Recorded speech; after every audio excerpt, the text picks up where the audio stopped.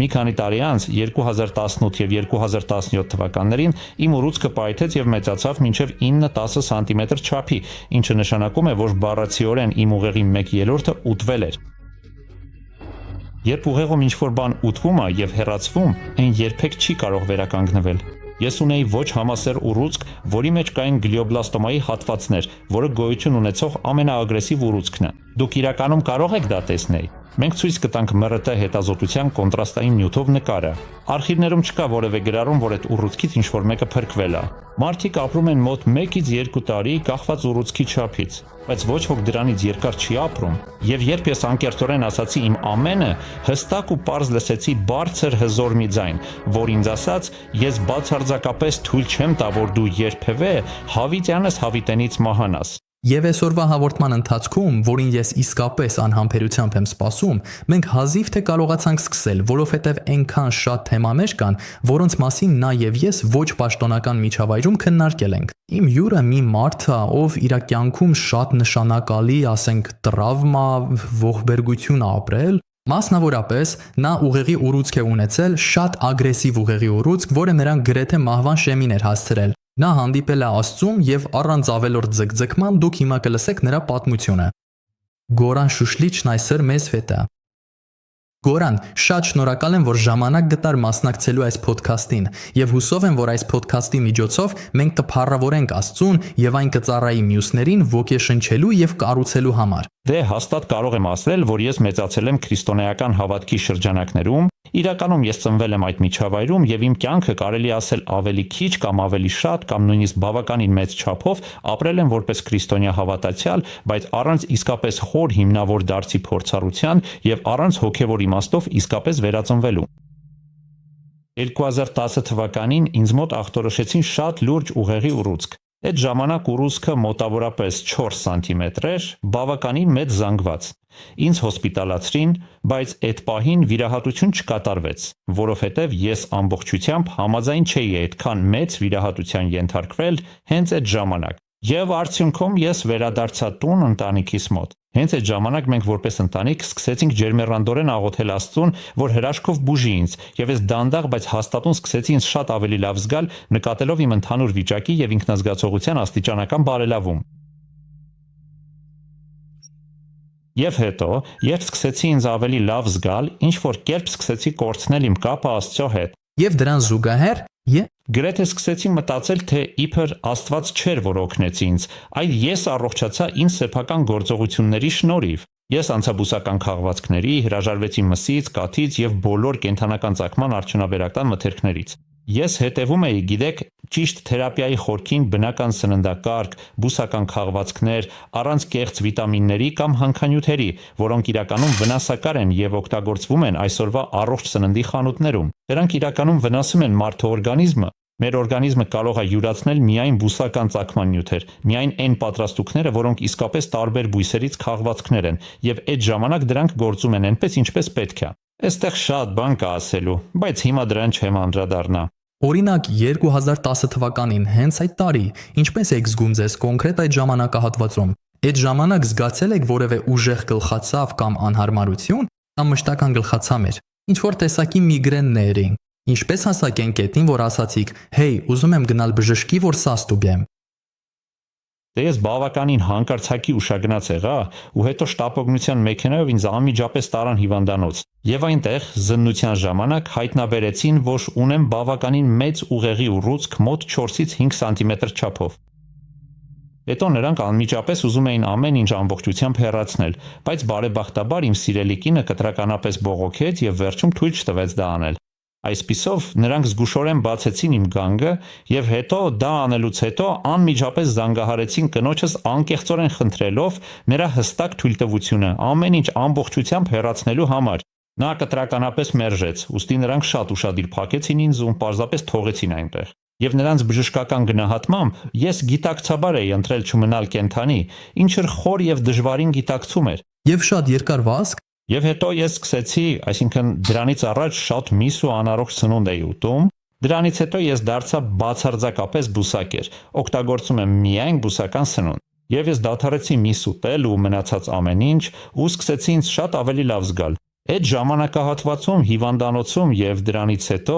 մենք անդադար աղոթում էինք Աստծուն, որ նա բուժի ու փրկի մեզ, ինչպես արդեն նշել էի։ Եվ երբ առողջանում էի, ավելի ու ավելի էի մոռանում, որ իմ առողջությունը նրա միջամտության արդյունքն էր։ Եվ կես տարի անց ես ամբողջությամբ դադարեցի աղոթել ու ուսումնասիրել։ Իրականում 1 տարի ներեցեք։ Եվ հանկարծ ես կրկին հայտնվեցի հիվանդանոցում։ Պարզվեց, որ ես 1 ամիս առաջ հետազոտության էի գնացել եւ այստեղ ձախ կողմում ուռուցք ունեի։ Եվ 1 ամիս անց, քանի որ դա ամենաչարորակ ուռուցքն էր, հիվանդանոց տեղափոխելուց հետո պարզվեց, որ ուղեղիս մյուս կողմում եւս 3 ուռուցք էր առաջացել։ Մեկը 2, հիմնականում 1 սանտիմետր էր։ Փաստորեն ամբողջ գլուխս գրեթե ուտված էր։ Եվ ես դա շատ լավ եմ հիշում։ Հիվանդանոցի անձնակազմինց բավականին հստակ ասաց, որ պարզապես չեն կարող օգնել ինձ, որ իրականում պետքա տուն գնամ եւ պատրաստվեմ իմ սիրելի ընտանիքի հետ վերջին հրաժեշտին, նույնիսկ եթե գրեթե չէի կարողանում շփվել։ Ես կիսագիտակցական վիճակում էի,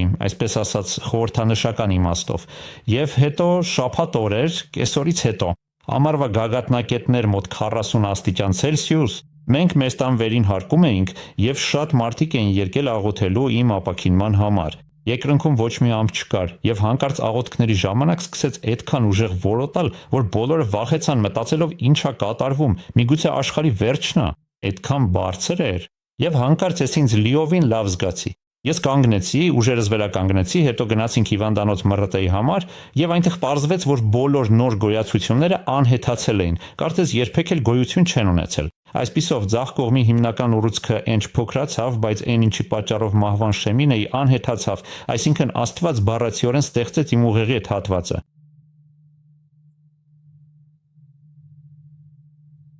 2010 թվականին պարզվեց, որ դուք ունեք ուղեղի ուռուցք մոտ 5-ից 6 սանտիմետր չափով։ Այդ ժամանակահատվածում, երբ իմացաք այդ մասին, անցաք բուսական սննդակարգի։ Հիստ է։ Հենց այդպես, որքան է ժամանակ մնացիք այդ բուսական սննդակարգի վրա։ Որքան է ժամանակ հետևեցիք այդ բուսական սննդակարգին։ Դե 1 տարի է այդ սննդակարգի վրա, բայց վերջին 2-3 ամիսներից սկսեցի կորցնել կարգապահությունս ու սկսեցի ուտել ինչպես սովորական մարդիկ, դեռ առանց մսի, բայց արդեն ոչ առողջ ձևով։ Ու սենց ընդամենը 2 ամիս առողջ սննդակարգից ու Աստծուց հրաժարվելուց հետո ես նորից հիվանդացա, որովհետև եթե մարդը չի գովաբանում ու փառաբանում Աստծուն եւ երախտագիտություն չի հայտնում, նշանակում է նա հրաժարվել է Աստծուց։ Եվ հետո դրանից հետո դուք ասենք նորից վերադարձաք այն անկեղծ սննդակարգին, որ ունեիք առաջ։ Այսինքն, երբ Աստված նորից հրաշք կործեց, ես էլի սկսեցի ամեն ինչ ճիշտ անել։ Բայց ես նաեւ, ինչպես ասեմ, ինչպես ճիշտ ու հստակ ձևակերպեմ, մի բավականին խոր զգացողության մեջ էի, գիտեք, ինչ որ մի տեսակ զգացում, տատանվում էր։ Ես տատանվող բավականին անկայուն գծի վրա էի, իրականում կայուն չէի։ Ես ջանասիրաբար աշխատում էի Աստծու համար եւ մշտապես զգուշացնում էի մարդկանց, բայց դա ամբողջությամբ լիարժեք չէր։ Եվ հետո, մի քանի կարևոր տարիներից հետո, հատկապես 2017 կամ 2017 թվականին, իմ ուռուցքը պայթեց եւ հասավ 9-ից 10 սանտիմետրի չափի։ Այսպիսով ուղեղիս 1/3-ը բառացիորեն ուտվել էր։ Եվ երբ ուղեղում ինչ-որ բան ուտվում ու հեռացվում է, այն չի կարող նորից աճել, որովհետև բջիջները, նյարդային բջիջները չեն աճում։ Դրանք չեն բազմապատկին։ Այսինքն, եթե հեռացվել է, ուրեմն հեռացվել է։ Երբ էր դա։ Որ թվականին էր դա։ 2018 թվականին։ Եվ 2018-ին դու, դա ասենք իմ համար շրջադարձային պահն էր, չէ՞։ Ասա ինձ, քո անձնական մասնավոր կյանքում մահից վախենում էիր։ Մտածում էիր դրա մասին։ Ինչ մտքեր էին այդ ժամանակ ամենաշատը պտտվում գլխումդ։ Դե այդ վերջի պահերին, մինչև ասենք մահը, ինչն էլ պետք է լիներ, ես ամենամոտ եղա Աստծուն։ Այսինքն այդ կոնկրետ ու դժվարին ժամանակահատվածում այդ տարիներին ես իսկապես շատ ծանր էպիլեպտիկ նոպաներ էի ունենում, որովհետև ուղեղիս շատ կարևոր 1/3-ը ամբողջությամբ ճնշված էր։ Այսպիսով իմ ուղեղը այդքան ճնշման տակ էր, ուռուցքը, ինչպես կտեսնեք այն պատկերներում, որ հետո ցույց կտանք, ուղեղիս մյուս կեսը 2 սանտիմետրով կամ ավելի էր հրել։ Իհարկե, էպիլեպտիկ նոպաների տարբեր աղբյուրներ կան, նույնիսկ հոգևոր համատեքստում ասենք, երկու կողմերի պայքարի տեսանկյունից։ Բայց եթե ինչ-որ բան առաջանում է անատոմիական պատճառներով, ինչպես իմ դեպքում էր, ապա դա այդ տեսանկյունից չէ, այլ ուղիղ ուղեհի հյուսվածքի ոչնչացման մասին է, եւ ուղեղի մնացած մասի վրա ահռելի ճնշման պատճառով, որը մոտ 2-3 տանջալիորեն հաստ սանտիմետր էր, դա այնքան սարսափելի էր, կարծես ինչ-որ մեկը դիտավորյալ 230 վոլտ հոսանքի լար մտցնում ականջիդ մեջ, ոչ թե պարզապես 12, այլ ամբողջ 230 հզոր վոլտը ուղիղ ականջիդ։ Եվ անկեղծ ասած, ես նույնիսկ չեմ կարող լիարժեք նկարագրել այդ ամբողջովին տանջող ու անտանելի ազդեցությունը։ Նույնիսկ եթե ես լիովին լցված լինեի ատելությամբ եւ իսկապես ցանկանայի նման տառապանք պատճառել մեկ ուրիշին, ես երբեք դա չէի ցանկանա ոչ մեկին, նույնիսկ Հիտլերի նման մեկին։ Նման տանջանք հազվադեպ է հանդիպում։ Ես խոսել եմ մարդկանց հետ, բայց ոչ ոք չի անցել նման սարսափելի զգացողությունների միջով, ինչպես երբ 220 վոլտ լարը հոսանք է անցկացնում քո միջով, բառացիորեն քեզ պատռելով։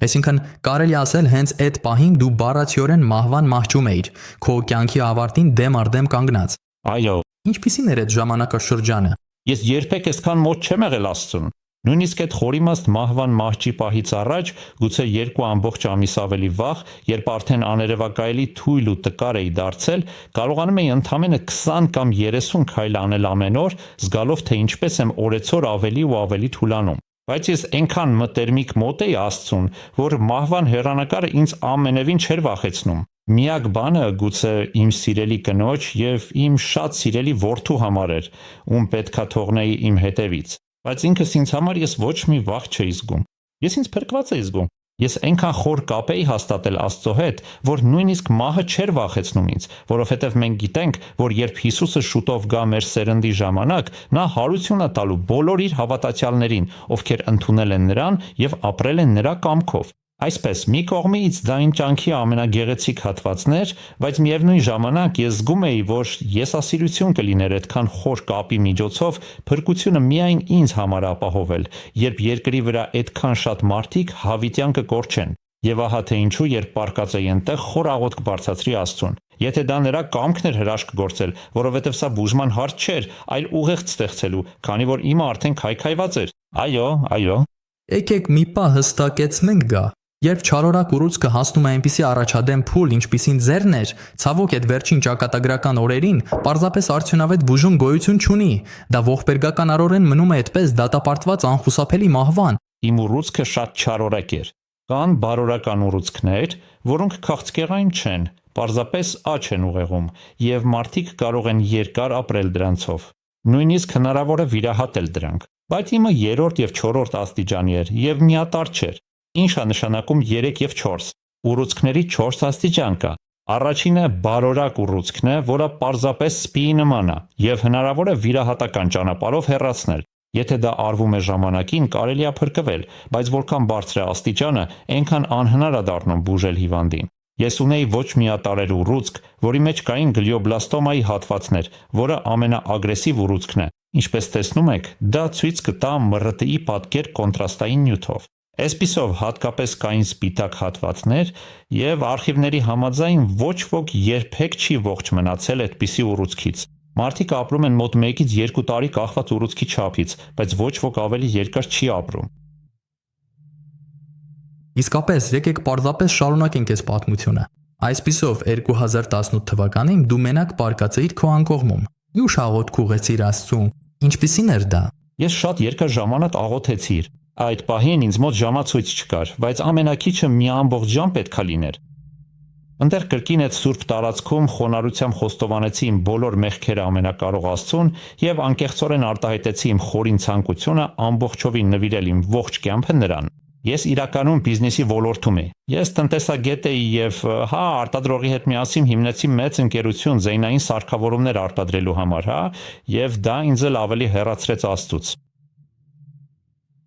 Ուրեմն պարզապես Աստված պետքա թույլ տար, որ դա տեղի ունենար, որպեսզի ես կարողանայի լինել նրա հետ եւ մնալ նրա կողքին։ Բայց այդ աղոթքում ես ամեն ինչի համար աղոթեցի Աստծուն, նրան խնդրելով ներել ինձ, որ հեռացել է իրենից, որ ներգրավվել էի այդ բիզնեսում եւ բոլոր այդ բաներում։ Եվ ես խոստովանեցի նրան բոլոր այն բազմաթիվ մեղքերը, որոնք հստակ հիշում էի, եւ անկեղծորեն խնդրեցի նրան իր աստվածային ներման համար։ Եվ եթե իսկապես նրա սուրբ կամքն էր, ինչպես արդեն ասել էի, որ կատարի իսկապես հրաշալի միջամտություն, որպեսզի կարողանամ ուղարկել կարևորագույն շտապ նախազգուշացման ուղերձ ամբողջ մարդկությանը, որպեսզի շատ մարդիկ կարողանան փրկվել Հիսուսի փառավոր վերադարձից առաջ։ Եվ երբ հանդիսավոր կերպով ասացի ամեն, հստակ լսեցի առանձնահատուկ, բարձր ու հզոր մի ձայն. ես բացարձակապես թույլ չեմ տա, որ դու հավիտյան մահանաս։ Ինչու հենց հավիտյան։ Որովհետև Հիսուսը գալիս է մեր կյանքի ընթացքում։ Պարզապես նայեք այս բոլոր խորքային ճգնաժամերին, որոնք այժմ տեղի են ունենում ամբողջ աշխարհում, այս ճնշող բռնապետությանը, որը կայուն կերպով զարգանում է մեր աչքերի առաջ։ Իմ մարդիկ կույր են դարձել, որովհետև դա տեղի է ունենում աստիճանաբար, բայց եթե նայեք վերջին 20 տարիներին, մարդկանց հոգեբանությունը փոխվել է, նրանց մտածելակերպը, այլևս ոչ ոք չի ուզում որևէ մեկի հետ խոսել։ Պարզապես բջջային հեռախոսում է։ Ամբողջ օրը պարզապես բռնում են բջջայինը եւ կարգյուրը։ Այսպիսով, ամեն ինչ փոխվել է։ Անբարոյականությունը այնքան բացառիկ կերպով է տարածվել ամբողջ աշխարհում, որ դա անհասկանալի է։ Միայն 20 կարճ տարի առաջ այս խորքային զարգացումը լիովին աներևակայելի էր։ Բայց ինչպես ես մշտապես ասել եմ, քանի որ ցավոք ամեն օր դա ստանում ենք փոքր խորամանկ չափաբաժիններով, մենք պարզապես այլևս իսկապես ի վիճակի չենք լիովին ըմբռնելու այն խորքային եւ խիստ մտահոգիչ անկումը, որ մարդկության մեջ ցավոք ի հայտ է եկել եւ արմատավորվել է։ Հասկացա։ Այսպիսով դուք անկեղծ աղոթք մատուցեցիք Աստծուն, որը տևեց մոտ 1 ամբողջ ժամ։ Իսկ ի՞նչ է տեղի ունենում այդ կարևոր աղոթքից հետո։ Դե ես հիվանդանոցում էի եւ առաջին հետաքրքիր բանը այն էր, որ հանկարծ անծանոթ մարդիկ, այլ հիվանդներ սկսեցին մոտենալ ինձ ու հարցնել, թե արդյոք կարող են ինչ-որ բան լսել Աստծո մասին։ Եվ սա այն երկրում էր, որտեղ ես այդ ժամանակ ապրում էի։ Դա աթեիստական երկիր է, շատ հեռու Աստծուց։ Համալսարանից առաջ իմ առաջի աշխատանքը ռենտգեն տեխնիկի պաշտոնում էր եւ ես ղեկավարում էի բաժին, որտեղ կար ՄՌՏ եւ տոմոգրաֆիա, ընդ որում շատ լավ գիտեմ, թե ինչ մթնոլորտ է տիրում բժշկական շրջանակներում։ Եվ այդ միջավայրում Աստծո մասին խոսելը անհնար է, բայց հետաքրքիր է, որ մոտ 30 մարդ եկավ ինձ մոտ, երբ ես այնտեղ էի։ Մեծ թիվ է, եւ նրանք բոլորը ճշմարտության ծարավ էին, եւ ես կարողացա ճշմարտությունը ասել նրանցից յուրաքանչյուրին։ Ամենաշատը ինձ զարմացրեց այն, որ բոլոր այն մարդկանց մեջ, ում հանդիպել էի, բժիշկներից մինչև հիգիենայի պատասխանատուները, իմ ամենակարևոր փորձառությունը հենց հիգիենայի պատասխանատուի հետ էր։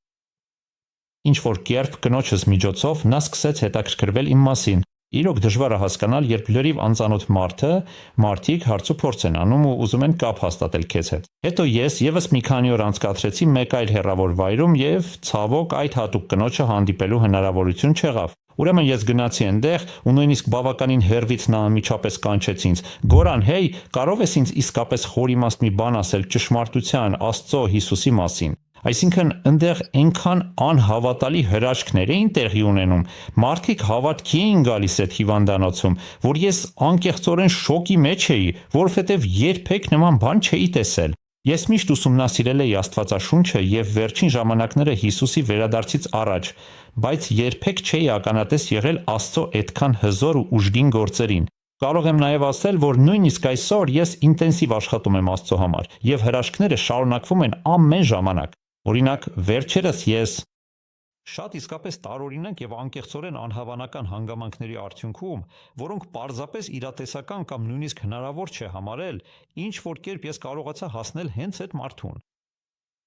Հետո մարդիկ ինձ զանգեցին, որովհետև կար մի շատ դժբախտ կին, ով դանդաղ մահանում էր ագրեսիվ քաղցկեղից, որը ամբողջությամբ կլանել էր նրա որովայնի շրջանը։ Ամեն ինչ, յուրաքանչյուր օրգան ամբողջովին անհետացել էր, եւ դա իսկապես սարսափելի ու սրտաճմլիկ տեսարան էր։ Հետևաբար, իմ սիրելի կնոջ հետ միասին մենք այցելեցինք նրան, ջերմեռանդորեն աղոթեցինք նրա հետ եւ երկար ու շատ խոսեցինք Աստծո խորքային ու հավերժական ճշմարտության մասին։ Դրանից հետո նրան ուղարկեցին կլինիկայի պալիատիվ խնամքի բաժին, որտեղ տեղավորում են կյանքի վերջում գտնվող մարդկանց։ Մենք աղոթեցինք եւ ես նաեւ խումբ ունեմ։ Կարող եմ նույնիսկ հղումը ուղարկել, որ միանաք մեզ Facebook-ում եւ առցանց։ Ինչևէ, մեր աղոթքներից մի քանի օր անց կինը դուրս գրվեց պալիատիվ խնամքի բաժնից իրեն երբևէ եղածից ավելի լավ զգալով եւ հիմա նա միանում է մեզ մեր խմբային աղոթքներին։ Մենք նման բաներ հաճախ ենք տեսնում։ Փառք Աստծուն, փառք Աստծուն։ Այսպիսին էր իմ Աստծո հետ հաղորդակցության արդյունքը։ Նույնիսկ մինչև 2018 թվականը ես տարբեր փուլերում աշխատել եմ նրա համար, բայց այդ ժամանակից ի վեր ես ամբողջովին նվիրել եմ իմ ողջ կյանքը նրան։ Եվ արդյունքում շատ մարդիկ իսկապես գտել են Աստծուն։ Ոչ թե իմ սեփական ուժով, այլ հենց այն պատճառով, որ ես Աստծուն տվեցի իմ միտքը, որպեսզի նա կարողանար այդ խորիմաստ խոսքերը ասել իմ միջոցով, ոչ թե ես ինքս, այլ իր աստվածային առաջնորդությամբ։ Փառք Աստծուն։ Կցանկանայի մի փոքր հետ գնա դեպի ձեր փորձառությունը։ Երբ դուք աղոթեցիք Աստծուն այդ ժամ տևող աղոթքով, ինչ եղավ քաղցկեղի հետ։ Ինչ ասացին բժիշկները։ Ինչ տեսք ունեին հետագա հետազոտությունները։ Դե երբ ես հիվանդանոցում էի, նրանք նորից բացեցին վիրահատության վայրը, գիտեք որ տեսնեն ինչ կարելի է անել։ Եվ հետո նորից փակեցին։ Նրանք մոտ 1.5 սանտիմետր հյուսվածք վերցրին վերլուծության համար, որտեղ պարզեցին միայն, որ դա 4-րդ աստիճանի էր։ Դա նշանակում է ամենավտանգավոր ուռուցքը, որ գոյություն ունի, այնպիսի մեկը, որ նույնիսկ արխիվներում չկա։ Միշտ կարա լինի միլիարդավոր մարդկանց մեջ ինչ-որ մեկը, ով ինչ-որ բանից փրկվել է, ինչպես Ճապոնիայում ռումբերի դեպքում կան մարդիկ, ովքեր նույնիսկ 400 մետր հեռավորության վրա են փրկվել։ Բայց սովորական պայմաններում բժշկական արխիվներում չկա որևէ գրանցում, որ ինչ-որ մեկը սա հաղթահարել է։ Քանի որ դա ավելի արագ է եւ նույնիսկ բնական թերապիաներով չէ, ես բնական թերապիայի կողմնակից եմ բուսական էքստրակտներով, ոչ թե այն կոչվող վիտամիններով ու հանքանյութերով, որ վաճառում են բիոխանութներում, որտեղ մարդիկ պարզապես փով են աշխատում։ Բայց այդ խանութներում նաև այդ էքստրակտները կան։ Օրինակ կալցիումի էքստրակտը պատրաստվում է օվկիանոսում աճող որոշ բույսերից եւ այն պետք է լինի կենդանի նյութից, քանի որ այդ դեպքում ամեն ինչ մանրացված է։ Այսինքն ինչ ուզում եմ ասել, այն է, որ ես կողմնակից եմ այդ դասական բուսաբուժությանը, որը շատ ավելի խորն է, քան այն ինչ այսօր ունենք, որտեղ մարդիկ չեն գիտակցում, որ ամեն ինչ փողի մասին է։ Բայց վերադառնալով սկզբնական հարցին, այդ իսկապես զարմանալի փորձառությունից հետո ես շատ արագ վեր կացա անկողմուց եւ արդյունավետորեն ամեն ինչ կազմակերպեցի։ Մարդիկ անդադար զանգահարում էին ինձ, ուզում էին խոսել ինձ հետ, մինչ ես դեռ իրենց մահճակալներում էի։ Նույնիսկ նվիրված բուժքույրերը, որոնք մտնում էին սենյակին ստուգելու, ամեն ինչ իսկապես բավականին հետաքրքիր էր եւ անկասկած հիշարժան ժամանակ։ Եվ հետո չգիտեմ, բժիշկները չէին կարողանում հավատալ, որ ես այդքան զարմանալիորեն լավ եմ։ Այդ պատճառով նրանք ինձ մի փոքր ավելի երկար պահեցին, քան ի սկզբանե պլանավորել էին։ Բայց մոտ 10 օր անց ինձ պաշտոնապես դուրս գրեցին եւ ես անմիջապես տուն վերադարձա իմ սիրող ընտանիքի հետ, զգալով ինձ շատ ավելի լավ եւ հանգիստ։ Այդ ժամանակ մենք ապրում էինք Լեռնային գյուղում եւ մենք գնացինք 10 կիլոմետրանոց զբոսանքի բլուրներով։ Իսկ մինչ այդ ես նույնիսկ 10 մետր չէի կարողանում քայլել, բայց Աստծո հրաշքից հետո ես գնացի զբոսանքի, որը տևեց ավելի քան 3 ժամ վերևվար բլուրներով։ Աստված իսկապես աներևակայելի հրաշք գործեց։ Ահա ինչ կարող եմ ասել եւ բոլոր բժիշկները համաձայն են ինձ հետ։ Ինձ զննել են լավագույն բժիշկները, որովհետեւ նրանք չէին կարողանում հասկանալ, թե ինչ էր տեղի ունեցել։ Մեկ բժիշկ ասաց, գիտեք, պարոն Աստված գոյություն չունի եւ հրաշքներ չեն լինում։ Թող հիմա մի բան ասեն ձեզ։ Քանի որ ձեր ուռուցքը անհետացել է, իրականում այն չի անհետացել, որովհետեւ պարզապես չի կարող անհետանալ։ Փոխարենը ձեր մարմինը ինչ որ կերպ այն փաթաթել է եւ այն թաքնվել է բջիջների մեջ։ Աստված գոյություն չունի, հրաշքներ գոյություն չունեն, այնպես որ սա պարզապես էվոլյուցիոն հնարավորություններից մեկն է։ Այսինքն մարմինը գտել է մի ձև, որ այդ ուղեղը փաթաթի, որպեսզի գործառույթը պահպանվի։ Այսինքն բժիշկներին ես մեծ հարգանք եմ տածում, որովհետև նրանք չափազանց կրթված են եւ սովորում են 2 անգամ ավելի, քան նրանք, ովքեր սովորական դիպլոմ են ստացել։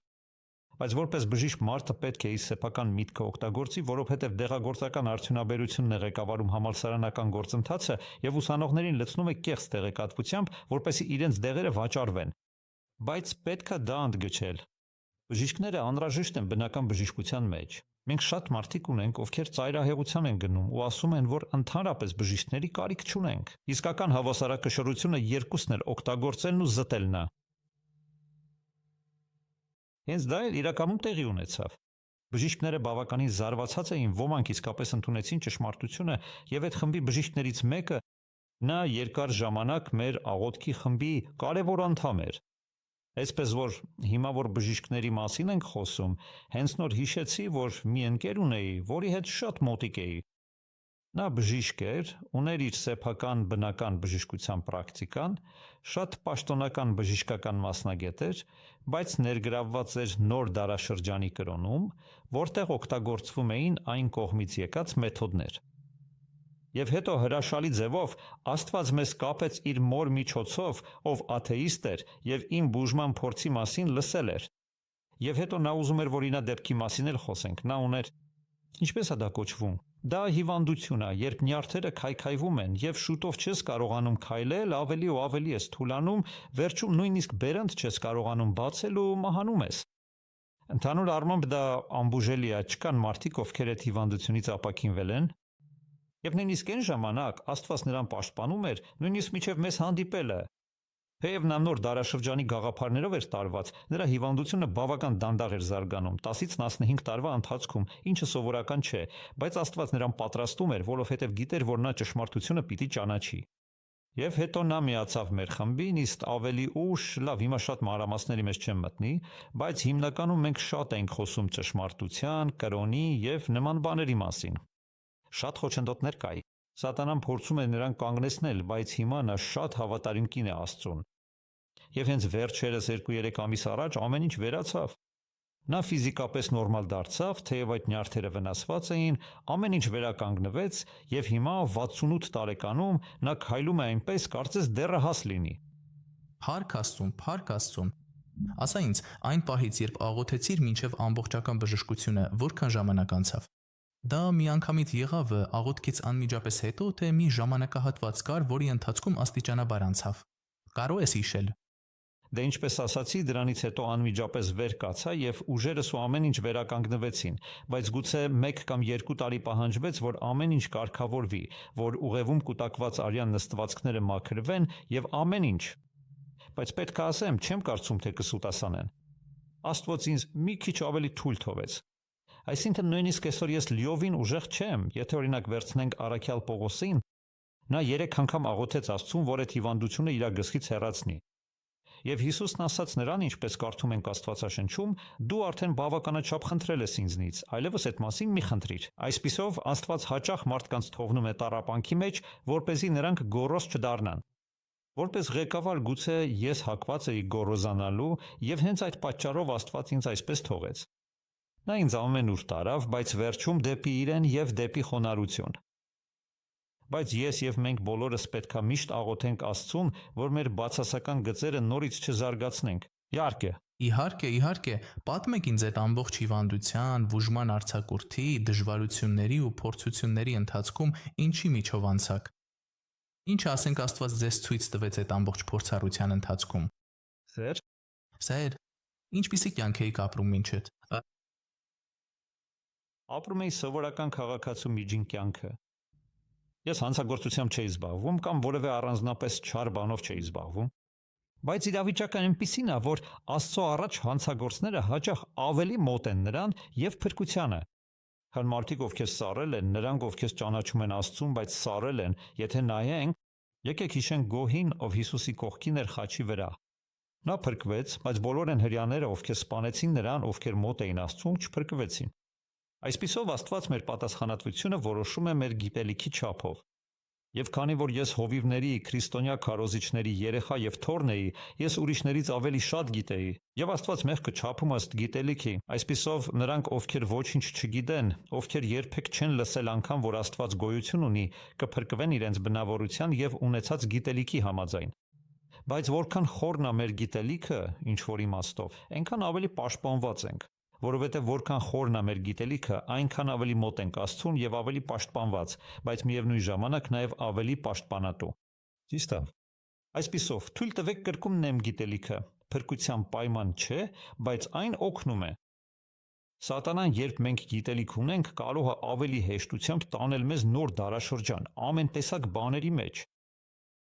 Ասեք արդյոք, որ ձեր կյանքում, օրինակ, մինչ այդ լուրջ հիվանդությունը, դուք ստեղծել եք ծաղկող ընկերություն, հաջողակ բիզնես եւ այլն։ Իսկապես խորհուրդ եք տալիս մարդկանց ակտիվորեն մտնել ձեռնարկատիրության այդ բարդ աշխարհը, որպեսզի իրենց միտքը լիովին զբաղեցնեն այդ պահանջկոտ ու ներգրավող գործերով։ Որքանը հեռու կարելի է գնալ, որպեսզի դա ձեր կյանքում կուրք չդառնա։ Բիզնեսն ինքնին մեղք չէ, ասենք։ Մարդիկ պետք է ապրեն եւ գործեն։ Իհարկե, հարցն այն է, ինչն է մեր կյանքի կենտրոնում։ Որտեղ են մեր մտքերը։ Եվ եթե մենք ստեղծում ենք բիզնես, որտեղ օրական 15 ժամ աշխատում ենք, մենք այլևս ի վիճակի չենք։ Պետք է ընդունենք, այսինքն ես անկեղծորեն չեմ կարող նույնիսկ ասել, որ հիմա լիովին սուրբ ու արդար եմ, որովհետև որպես մարդիկ մենք անընդհատ աճում ու զարգանում ենք։ Որովհետև մինչև Հիսուսի վերադարձը մենք պետքա սուրբ լինենք։ Մի օր գուցե այդ կողմի մասին էլ խոսենք։ Բայց ես կորցրեցի մտքիս թելը։ Չան հանգստանաս, ազատ գա միանալ խոսակցությանը։ Պարզապես սխմիլ, որ դադարի թրթրան։ Այո։ Խնդրում եմ պարզապես կրկնիր հարցը։ Հեռախոսս շեղեքիդս։ Այո, դուք խորհուրդ տալիս եք, որ մարդիկ ձեռնարկատիրությամբ զբաղվեն։ Եվ ինչ չափով դա կարող է գնա, մինչև որ ասենք դառնա կուրք ձեր կյանքում։ Դե մենք հստակ տեսնում ենք, որ հին կտակարանում երկրի վրա ամենահարուստ եւ ամենաբարգավաճ մարդը միևնույն ժամանակ նաեւ ամենահավատարիմն ու ամենաերկյուղածն էր։ Այսպիսով ակնհայտ է, որ հարստությունը ինքնին անլուծելի խոչընդոտ չէ փրկությանը հասնելու համար։ Բայց ցավոք, ինչպես Հիսուսն ինքը խորապես ասաց, միայն համեմատաբար քիչ հարուստ մարդիկ են, որ իսկապես կարողանում են մտնել երկնքի արքայություն։ Մենք չենք կարողանա անցնել ինչպես ուխտը նեղ դռնով։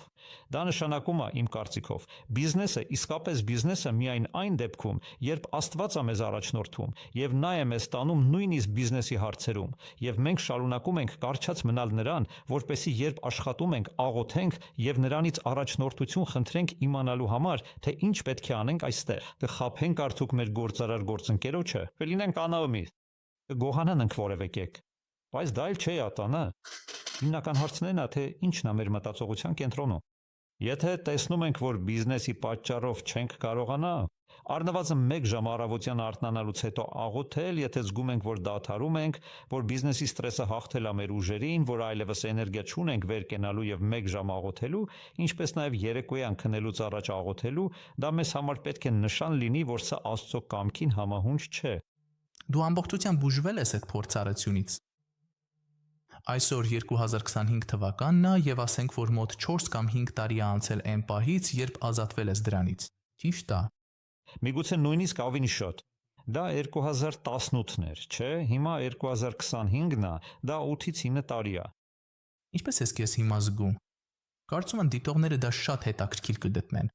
Այդ ժամանակաշրջանից առողջական որևէ խնդիր ունես, որ մնացել է քեզ հետ։ Դե ինձ ավելի թույլ եմ զգում։ Այսինքն ուզում եմ ասել, ես ոչ Պողոս Առաքյալն եմ, ոչ էլ Մարգարե, պարզապես ուզում եմ, որ ճիշտ հասկանաս ինձ։ Միակ անգամը, երբ ես Աստծո ձայնը հստակ լսեցի, այն ժամանակ էր, երբ նա ինձ բուժեց։ Դրանից հետո ես այլևս հստակ ձայն չեմ լսել։ Մարդիկ, ես հաճախ եմ նկատել, որ սատանան հաճախ շշնջում է եւ հաճախ նույնիսկ մեր սեփական մտքերը, որոնք մեզ թվում է, թե ինչ որ մեկը մեզ ինչ որ բան ասաց, թե ինչ որ մեկը մեզ հետ խոսում է, իրականում կարող են պարզապես մեր մտքերը լինեն։ Այդ ոլորտում իրոք պետքա շատ զգույշ լիներ։ Դա է ինչ կարող եմ ասել։ Նույնը վերաբերում է նաև իմ սեփական փորձին։ Այսինքն Աստված մեզ առաջնորդում է,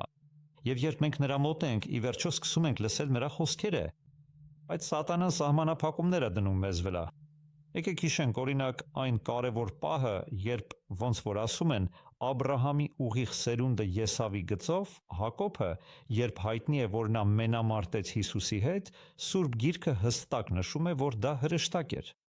Բայց մի շատ յուրահատուկ եւ խորիմաստ տեքստում իսկապես լավ եւ հարգված հեղինակն են շատ կենթանի է նկարագրում։ Հենց այդ նույն պահին սատանան ինքը խորամանկորեն շշնջում էր նրա հետևում անընդհատ ասելով նման բաներ, օրինակ դու բացարձակապես չես կարող հաղթել այս պայքարում եւ այլն, փորձելով կասկածի ու հուսահատության սերմեր ցանել նրա մտքում, կամ էլ հաղթիր ու ատելի դարձիր։ Պարզ ասած, մենք իսկապես պետքա չափազանց զգույշ լինենք գերբնական աշխարհի հետ, որովհետեւ հենց ընտեղ է սատանան առավելապես ներկայանում։ Ես նկատել եմ, որ շատ շարժումներում, որոնք սկսեցին շարժվել դեպի ճշմարտությունը, սատանան անմիջապես հայտնվեց այնտեղ, եւ նրանք վերջում հայտնվեցին ավելի վատ ապստամբության մեջ, քան նախկինում էին։ Անհամեմատ։ Դուք ներկայումս բուսական սննդակարգի վրա եք եւ խորհուրդ տալիս եք ուրիշներին բուսական սննդակարգ պահել։ Այսօր բուսական սննդակարգը անհրաժեշտություն է։ Ես պարզապես մի բան կասեմ, չնայած ես լիովին այդպես եմ, ես կենթանական ծագման մթերքներ չեմ օգտագործում։ Այսօրվա բույսերը, հատկապես եթե դրանք չես աճեցնում քո սեփական այգում, քո հողում, շատ աղքատացած են։ Եվ միևնույն ժամանակ մենք ստիպված ենք ձու օգտագործել։ Ձուն իսկապես միակ կենթանական ծագման մթերքն է, որ պարունակում է ոչ միայն միս, Ոչ միայն ինչ-որ բան, որ հասունացել է, այլ ամբողջովին այն ամենը, ինչ անհրաժեշտ է կյանքի պահպանման համար, որպեսզի ամբողջական էակ կարողանա լիովին զարգանալ դրանից։ Այսինքն ընդ է ամբողջական կենտրոնացում է։ Եթե մի օր հալածանք սկսվի, ես չեմ զարմանա, եթե այդ ժամանակ սկսենք դրանք աճեցնել, բայց դա պետք է մի կողմ դնել։ Այսպիսով, ձվերի դեպքում մենք պետք է 99%-ով բուսական սննդակարգի վրա լինենք։ Եվ օրինակ մենք պետք է հաց պատրաստենք ուտելու համար։ Թշնամին իրականում հաց դարձրել է այսօրվա սննդակարգի ամենաթունավոր նյութը։ Եվ այսօրվա ցորենի գենետիկ կառուցվածքը փոխված է։ Այսպիսով այն դարձել է չափազանց վտանգավոր։ Բայց բոլոր տեսակները, օրինակ էմերը եւ այլն, եթե դրանք պատրաստվում են միայն չոր խմորիչով, բացարձակապես ոչ թարմ խմորիչով, եւ թխվում են այնպես, որ հացի մեջ անցքեր լինեն եւ այն ամբողջովին չոր լինի, ամենալավն է այն մեկ օր թողնել։ Դա առողջ սննդակարգի հիմքերից մեկն է եւ այլն։ Այդ մասին հիմա չեմ խորանա, թեև շատ ժամանակ եմ դրան նվիրել։ Ուքս։ Իհարկե։ Բայց եթե կարողանանք մարդկանց մի փոքր ավելի բացատրել, թե այսօր ինչպես եք զգում ձեզ, լիովին առողջ եք, թե դեռ մնացյալ հետևանքներ ունեք դրանից։ Դա է ինձ հետաքրքրում։ Դե ես կարողանում եմ ամեն ինչ անել, այսինքն գրքեր եմ գրում։ Նաև զբաղվում եմ ֆիզիկական աշխատանքով։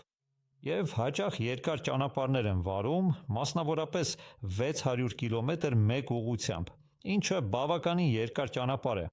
Կարող եմ նորմալ աշխատել, բայց զգում եմ, որ արդեն նույնը չեմ։ Ֆիլմ։ Որոշակի թուլություն եմ զգում եւ դրա համար շնորհակալ եմ Աստծուն։ Որովհետև Իրոք, դա ինձ պահում է, ինչպես Պողոս առաքյալի խորի մաստորինակը, միշտ ինձ պահում է խորը խոնարհության մեջ,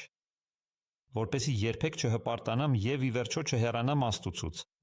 Շնորհակալ եմ դրա համար։ Եվ այսպես, ասենք որպես ամենավերջին եւ ամենակարևոր հարցերից մեկը, ինչ կասեք դուք որպես մեկը, ով իրոք անցել է կյանքի մեջ այդքան խոր եւ մեծ ողբերգության ու անսահման վշտի միջով, ինչ կասեք այն մարդկանց, ովքեր հիմա դժվարին իրավիճակների մեջ են, պայքարում են լուրջ հիվանդությունների դեմ։ Ձեզ եմ թողնում նրանց ուղեցեղելու հնարավորությունը։ Լավ, կարամ մի բան ասեմ։ Աստված, ինչպես նշեցինք, դարձի եւ փրկության մասին հարցի համատեքստում սպասում է, որ մենք մեր մասը կատարենք, այնինչ կարող ենք անել։ Այսինքն Աստված Աֆրիկայում սևամորթ մարդկանց բուժում է, ովքեր ոչինչ չունեն, առանց նրանց կողմից որևէ բան անելու, որովհետեւ նրանք դրան ընդունակ չեն։ Բայց մեզ համար, երբ մենք կարող ենք ինչ-որ բան անել, նա սպասում է, որ մենք անցնենք առողջ սննդակարգի եւ օգտագործենք բուսական քաղվածքներ։ Բայց նույնիսկ դրանք չեն կարող բուժել լուրջ հիվանդությունները։ Եվ հենց ստեղ է, որ Աստծո օգնությունն անհրաժեշտ է, բայց մեր կողմից պետք է հրաժարվենք մսից, ալկոհոլից, սուրճից, ծխախոտից, վնասակար բաներից, սեր եւ կանաչ թեյից։ Այսպիսով, ի մեջում բոլոր անառողջ բաները, իդեպ ես շատ խորհուրդ կտայի ձեզ։ Ես Facebook-ում եւ ինտերնետում ունեմ 2 հատուկ էջ եւ խումբ։ Եվ այնտեղ դուք հեշտությամբ կարող եք գտնել առողջ սննդի մասին համապարփակ բաժին։ Կամ անհամասն գիրք, որը ես ուշադիր կազմել եմ մի քանի հարգաժան հեղինակներից, որը մանրակրկիտ բացատրում է առողջության բոլոր հիմնական սկզբունքները, կարևոր քաղվածքները, որոնք իսկապես անհրաժեշտ են եւ այլն։ Կարծում եմ կարող եք դա գրել էկրանին։ Կարող եք, դուք դա կստալաք։ Ամենակարևորն առողջ սնվելն է։ Որոշ հիվանդությունների դեպքում, օրինակ, կա 20 անգամ խթացված խունկի էքստրակտ։ Այսպիսով սովորական խունկի էքստրակտը օգտակար է, բայց չի բուժում։ Եթե ծանր հիվանդությունների դեպքում ընդունեք բարձր խտության էքստրակտ, ինչպես նշեցիք, հնարավոր է բուժվել։ Այսպիսով, առողջ սնունդը անհրաժեշտ է, բայց նաև հատուկ միջոցներ, որոնք ներառված են իմ պատրաստած գրքում։ Եվ երբ այդ ամենը կիրառվում է, հնարավոր է առողջությունը վերականգնել նույնիսկ վերջին փուլերում։ Իսկ մնացածը Աստված է անում։ Իհարկե, այսինքն դուք նաև խորհուրդ կտայիք, որ մենք անենք մեր ուժերի սահմաններում ամեն ինչ, ինչ կարող ենք։ Ամեն ինչ, ինչ մեր ուժերի մեջ է։ Ամեն ինչ, ինչ մեր ուժերի մեջ է, եւ աղոթք Աստծուն, մշտական հանձնվել նրան եւ դա։ Նոր ծնունդ եւ դա ինքն իրեն դրսևորում է։ Ես կարող եմ միայն մեկին հարց տալ։ Եթե տեսնում եք մեկին, ով ատում է ձեզ, հարձակվում է ձեր վրա, տարբեր ոլորտներում վնասում է ձեզ, այդ թվում բիզնեսում, եւ դուք այդ մարդու հանդեպ ատելություն եք զգում, դա պետքա ձեզ համար ազդանշան լինի, որ սկսեք աղոթել Աստծուն, որ նա ձեր սրտում լիարժեք սեր տա, որպես ինչպես Հիսուսն էր սիրում իր թշնամիներին, մենք էլ պետքա սիրենք մեր թշնամիներին։ Սա չի նշանակում, որ պետք է խոնարհվենք մեր թշնամիների առաջ, բայց չպետք է ատենք, եւ նույնիսկ եթե մեր ամենավատ թշնամին գա մեզ մոտ, պետք է օգնություն ցուցաբերենք նրան։ Գորան, անկեղծորեն շնորհակալ եմ, որ այսքան կարևոր ու անբաժանելի մաս ես այս անչափ խորիմաստ ոդքասթի։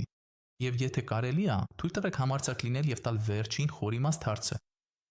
Աստված ակնհայտորեն փրկել է քեզ այդ ծանր հիվանդությունից, որpիսի իսկապես կարողանաս այս աշխարհում փայլող լույս լինել։